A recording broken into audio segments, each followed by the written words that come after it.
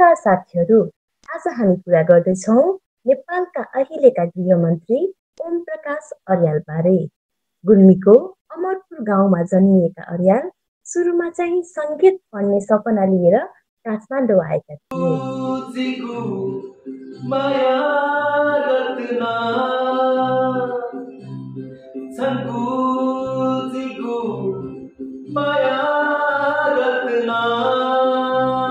तर नियतिले बाटो फेर्यो।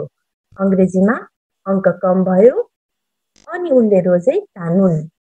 नेपाल ल क्याम्पसबाट पढाइ सुरु र त्यहीबाट बने संविधान र जनहितका वकिल। अर्याललाई पहिलो ठुलो चर्चा दिलाएको मुद्दा भनेको लोकमान सिंह कार्कीको नियुक्ति विरुद्धको रिट।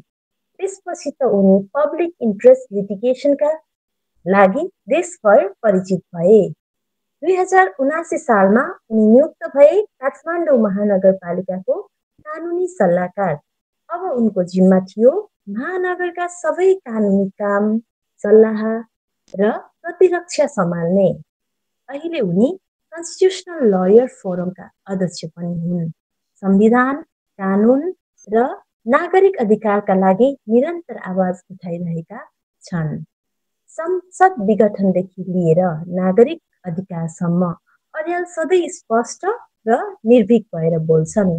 निष्कर्षमा भन्नुपर्दा ओम प्रकाश अर्याल भनेको एउटा यस्तो नाम हो जसले आफ्नो जीवन संवैधानिक न्याय र जनहितका लागि समर्पण गरेका छन्।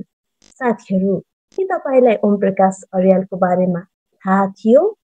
यदि थाहा थियो भने के थाहा थियो? कमेन्टमा लेख्न नबिर्सिनुहोला।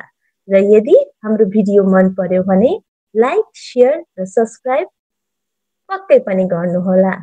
भिडियो हेरेर साथ दिने यहाँलाई धेरै धन्यवाद।